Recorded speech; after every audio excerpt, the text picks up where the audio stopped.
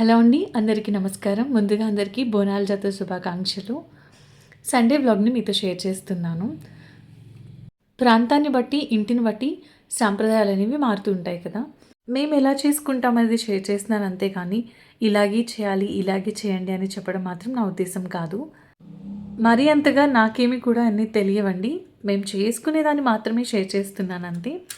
అమ్మవారికి నైవేద్యం పెట్టుకోవడం కోసం ముందు రోజు నైటే పప్పు, బియ్యం కలిపి నానబోసాను. మినపగుళ్ళు, సింగిల్ పౌల్స్ రైస్ రెండింటిని నానబెట్టాను. ఒక గ్లాస్ మినపగుళ్ళు అయితే గ్లాసున్నర వరకు బియ్యం తీసుకున్నాను. నీట్‌గా 2 టైమ్ వాష్ చేసి నానబెట్టుకున్న తర్వాత నెక్స్ట్ డే మార్నింగ్ నేను ఫ్రెష్ అయిపోయి వచ్చి ఫస్ట్ పప్పు వేసేసాను గ్రైండర్‌లో. రుచికి సరిపడా ఉప్పు, ఆల్మోస్ట్ ఆల్ పప్పు సగం పైన నలిగిపోయిన తర్వాత రుచికి సరిపడా ఉప్పు వేసుకొని అందులోకి మన టేస్ట్‌కి తగ్గట్టుగా కొంచెం బెల్లం ఒకళ్ళైతే ఒక స్పూన్ వేసుకుంటారు. మా ఇంట్లో స్వీట్ కొంచెం ఇష్టంగా తింటారు. ఇందులో బూరెలు ఇష్టం కాబట్టి కొంచెం ఎక్కువే బెల్లం వేశాను రుచి కోసం. అమ్మవారికి నైవేద్యం పెట్టుకోవాలంటే చాలా సింపుల్ అండి. అన్నం, ముద్దపప్పు, దాంతోపాటు బూరెలు, పొంగు బూరెలు వేసి పెడితే చాలు అంటారు. అందుకే నేను రైస్‌ని, పప్పుని విడివిడిగా వాష్ చేసి పెడుతున్నాను. నేను తెలివిగా రైస్, పప్పు పెట్టాననుకున్నాను. నాకు తర్వాత అర్థమైంది పప్పులో రైస్ ఏసానని. నేనండి పప్పులో కాలేసామన్న సామెతకి తగ్గట్టుగా నేను పప్పులో రైస్ ఏసాను. మీకది చూపిస్తాను నెక్స్ట్ క్లిప్పింగ్‌లో. నా చిన్నతనంలో మా మదర్ రైస్‌ని కుక్కర్‌లో పెట్టేటప్పుడు అడుగు నీళ్లు వేసి దానిపైన గిన్నెలో రైస్ పెట్టి నీళ్ళు పోసేవాళ్ళు. ఎలా అంటే మీకు చూపిస్తున్నాను కదా వీడియోలో, ఈ 4 ఫింగర్స్ టచ్ అయ్యేంత వరకు వాటర్ అలా అని వేసేవాళ్ళు. మరి ఆ ఉజ్జాయింపు ఏంటో నాకు తెలీదండి. నేను గ్లాస్‌కి 2 గ్లాసులు నీళ్ళ కొలతని చొప్పున వేశాను. గ్లాసు బియ్యానికి 2 గ్లాసుల నీళ్ళు. పప్పు ఉడకడానికైతే ఒక విజిల్ ఎక్కువ ఉండాలి. రైస్‌కి అయితే ఒక విజిల్ తక్కువ. 3 విజిల్స్ అయితే కరెక్ట్‌గా ఉడికిపోతుంది. అందుకే 3 విజిల్స్ వేయించాను. పొంగు బూరెలు వేయడానికి ఆయిల్ పెట్టేసాను. ఆయిల్ హీట్ అవ్వనిస్తున్నా. ఆయిల్ హీట్ అయిన తర్వాత బూరెలు వేసేయడమే. ఫస్ట్ చేసిన బూరెని మనం తీసి పక్కన పెట్టేస్తాం కదా! అలాగే పక్కన పెట్టేసాను. పిండి కన్సిస్టెన్సీ ఇలా ఉంటే చాలా బాగా వస్తుందండి బూరెలు. లోపలేమో సాఫ్ట్‌గా, పైనేమో క్రిస్పీగా బావుంటాయి. నేను చూసేదాన్ని మా ఫ్రెండ్స్ వాళ్ళ ఇంట్లో ఏం చేసేవాళ్ళంటే, మా మదర్ అయితే ఇలా తీపి ఎక్కువ వేసి చేసేవాళ్ళు. ఈవెన్ మా అత్తమ్మ వాళ్ళ ఇంట్లో కూడా చిన్నప్పుడు బెల్లం తక్కువేసి, కొంచెం మామూలుగా చప్పచప్పగా చేసి, అందులో పక్కన చట్నీ ఏసేసి దీన్నే బ్రేక్‌ఫాస్ట్ కింద ఇచ్చేవాళ్ళు. నేను మీకు ముందే చెప్పాను కదా! ఇది కొంచెం తియ్యగా ఉంటే తినడానికి మా ఇంట్లో ఇష్టపడతారని. దీన్ని నేను అమ్మవారికి నైవేద్యం పెట్టేసిన తర్వాత, ఈ పొంగు బూరెల్ని బ్రేక్‌ఫాస్ట్ కింద ఇచ్చేస్తాను. దాని తర్వాత పాలు ఇచ్చేస్తే సరిపోతుంది పిల్లలకి. నైవేద్యం అండి. ప్లేట్‌లో పసుపు ముద్ద పెట్టుకున్నాం కదా! అదే అమ్మవారు. మన మనసులో గ్రామ దేవతలు తలుచుకొని పెట్టాలి. ముఖ్యంగా అమ్మవారికి సాంబ్రాణి. అయితే ఆషాఢంలోని పెద్దాపురం మరిడమ్మ టెంపుల్ ఉంటుందండి. కాకినాడ దగ్గరలో ఉంటుంది. అబ్బబ్బా! టెంపుల్ ఎంత బిజీగా ఉంటుందో తెలుసా అండి. అమ్మవారు ఈ నెలంతా బిజీగా ఉంటారు. ముఖ్యంగా శుక్రవారం, మంగళవారం, ఆదివారాలు అయితే చాలా బిజీగా ఉంటారు. ఆదివారం అయితే ఇంక అస్సలు ఖాళీ ఉండదు. మేము ఎప్పుడు శనివారం టైంలో వెళ్ళేవాళ్ళం. దండం పెట్టేసుకున్న వెంటనే టెంపుల్‌కి వెళ్ళొచ్చనమాట. మాకు దగ్గరలో రేణుక ఎల్లమ్మ తల్లి టెంపుల్ ఉంది. బోనాలు చాలా హడావిడిగా ఉంది గుడి.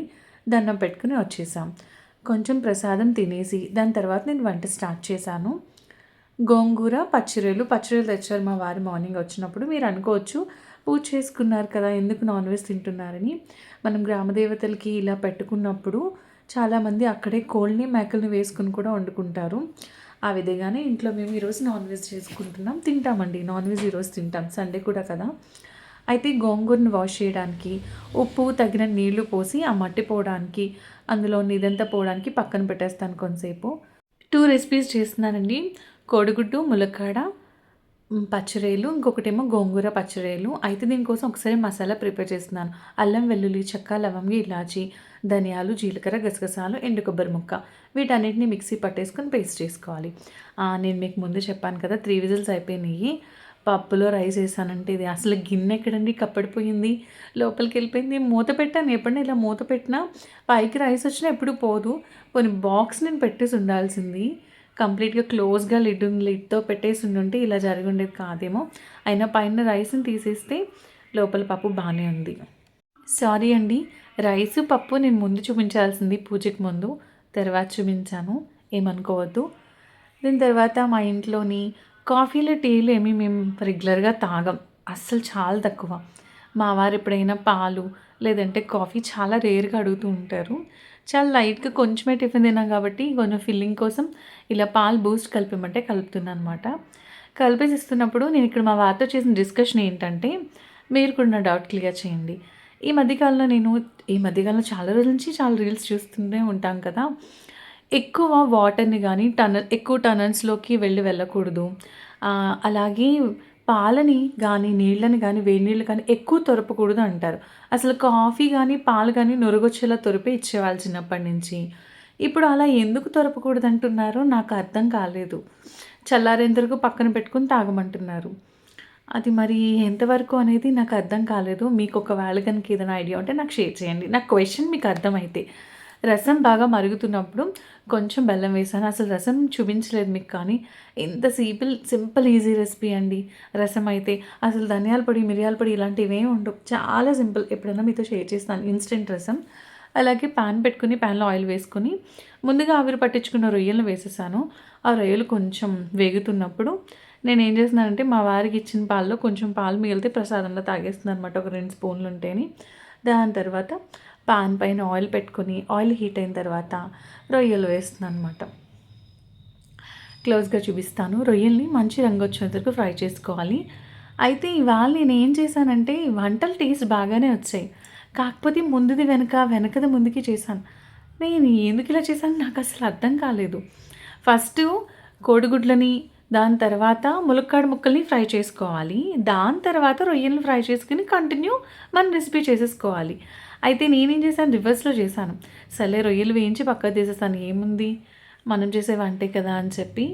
దాని తర్వాత ములక్కాయలు కూర వండేటప్పుడు పులుసులోనే, ఇగురులోనైనా ఇలా ఒకసారి ఆయిల్‌లో ఫ్రై చేసి చూడండి. చాలా బాగుంటాయి. ఆ పచ్చి వాసన, ఫ్లేవర్ అనేది అస్సలు ఉండదు.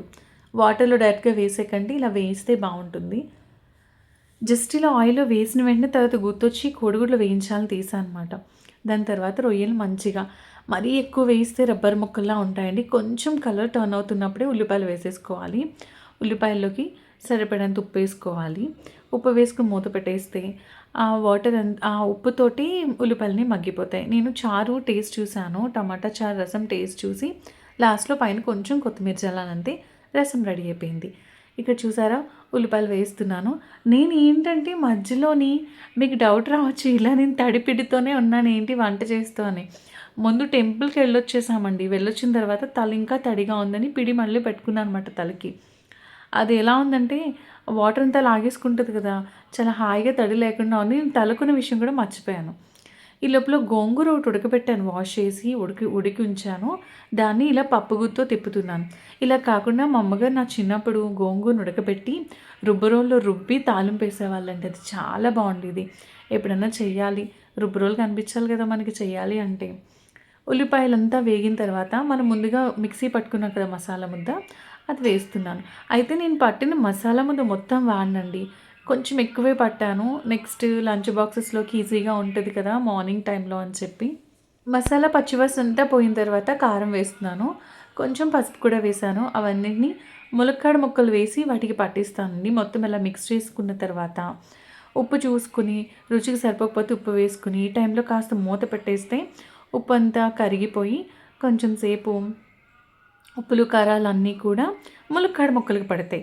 అలా పట్టినప్పుడు రుచి చాలా బాగుంటుంది. పక్కన నేను సైమల్టేనియస్‌గా ఏం చేస్తున్నానంటే గోంగూర పచ్చడిలకి వేసేసాను. ఇక్కడ కూడా అంతేనండి. ఫస్ట్ తాలింపు వేసుకోవాలి. వెల్లుల్లి, జీలకర్ర, ఆవాలు, ఎండుమిరపకాయలు, కరివేపాకు అవి కొంచెం చిటపటలాడి వేగిన తర్వాత అప్పుడు రొయ్యలేసి అవి బాగా మగ్గిన తర్వాత అవి కొంచెం కలర్ చేంజ్ అయిన తర్వాత ఉల్లిపాయలు వేసి కొంచెం ఉప్పు వేసుకుని ఉల్లిపాయలు కూడా బాగా మగ్గిన తర్వాత రెడీ చేసుకున్నాను కదండి మసాలా ముద్ద, అది ఒక స్పూన్ వేసుకొని మిక్స్ చేసుకొని ఉప్పు, కారం, పసుపు వేస్తున్నాను. ఉప్పు ముందేసాను. మళ్ళీ ఇప్పుడు రుచి చూసి తగ్గట్టు వేసుకొని ఇలా గోంగూరని అలా కొంచెం ముక్కల్లా ఉన్నప్పుడే వేస్తున్నానండి. మీరు కావాలి అనుకుంటే మిక్సీ పట్టు కూడా వేసుకోవచ్చు. అది కూడా రుచి బాగుంటుంది. మొత్తం మిక్స్ చేసుకున్న తర్వాత కర్రీ దగ్గర పడితే స్టవ్ ఆఫ్ చేసుకోవడమే. పైన కొంచెం కొత్తిమీర చల్లుకుంటే 2 కూరలోకి బాగుంటుంది.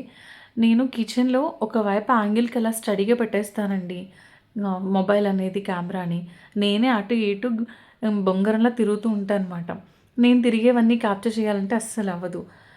కర్రీస్ 2 ప్రిపేర్ అయిపోయినాయి. అమ్మవారి నైవేద్యం పెట్టిన రైస్, పప్పు ప్రసాదం ఉంది కదండి, మా ప్లేట్లో కొంచెం పెట్టి మిగిలిన రైస్లో కొంచెం పెరుగు కలిపేసి బయట కుక్క పెట్టేస్తాను. మళ్ళీ నా రొటీన్ బ్లాగ్తో మళ్ళీ కలుద్దాం. థ్యాంక్ యూ అండి.